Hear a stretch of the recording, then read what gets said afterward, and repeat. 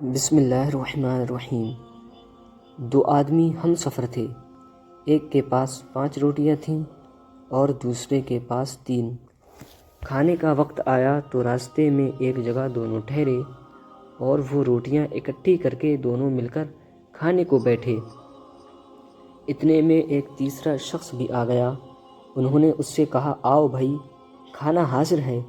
اس شخص نے یہ دعوت قبول کر لی اور وہ بھی ان کے ساتھ کھانے میں شریک ہو گیا اور پھر تینوں نے مل کر وہ روٹیاں کھائیں۔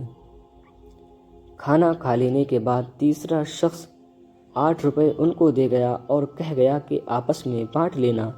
چنانچہ جب وہ دونوں ان 8 روپے کو بانٹنے لگے تو 5 روٹی والے نے کہا کہ میری 5 روٹیاں تھیں، میں 5 روپے لیتا ہوں، اور تیری 3 تھیں تو تو 3 لے لے۔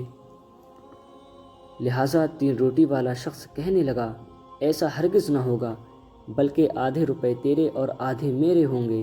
ہم دونوں نے مل کر روٹیاں کھائی ہیں، اس لیے دونوں کا حصہ بھی برابر ہوگا۔ دونوں میں تکرار بڑھ گئی اور پھر دونوں اپنے اس جھگڑے کا فیصلہ کرانے حضرت مولا علی رضی اللہ تعالیٰ عنہ کی عدالت میں پہنچے۔ حضرت علی نے سارا قصہ سن کر 3 روٹی والے شخص سے ارشاد فرمایا، تمہیں اگر 3 روپے ملتے ہیں تو 3 ہی لے لو، تمہارا فائدہ اسی میں ہے، ورنہ اگر حساب کر کے لوگے تو تمہارے حصے میں صرف 1 روپیہ آتا ہے۔ وہ حیران ہو کر بولا، 1 روپیہ؟ بھلا یہ کیسے ہو سکتا ہے؟ مجھے یہ حساب سمجھا دیجئے تو میں 1 ہی روپیہ لے لوں گا۔ حضرت علی رضی اللہ تعالیٰ عنہ نے فرمایا، اچھا تو سنو، تمہاری 3 روٹیاں تھیں اور اس تمہارے ساتھی کی 5، کل 8 روٹیاں تھیں اور تم کھانے والے 3، تو 8 روٹیوں کے 3 ٹکڑے کرو تو 24 ٹکڑے بنتے ہیں۔ اب ان 24 ٹکڑوں کو 3 کھانے والوں پر تقسیم کرو تو 8 ٹکڑے سب کے حصے میں آئے، یعنی تینوں نے 8 ٹکڑے کھائے، 8 تم نے، 8 تمہارے ساتھی اور 8 تمہارے مہمان نے۔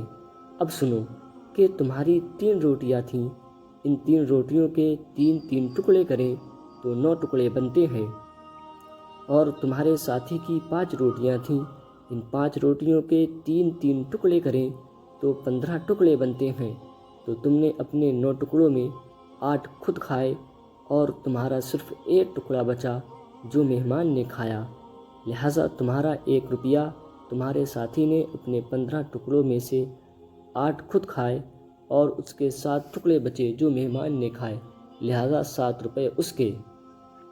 یہ فیصلہ سن کر وہ شخص حیران رہ گیا اور مجبوراً اسے 1 ہی روپیہ لینا پڑا، اور دل میں کہنے لگا کہ 3 ہی لے لیتا تو اچھا ہوتا۔ ناظرین اکرام، اس حکایت سے ہم کو یہ سبق ملتا ہے کہ حضرت علی رضی اللہ تعالیٰ عنہ نے جو باب مدینۃ العلم ہیں، بڑے بڑے مشکل مسائل کو حل فرمایا، اور آپ مشکل کشا ہیں۔ السلام علیکم ورحمۃ اللہ تعالیٰ وبرکاتہ۔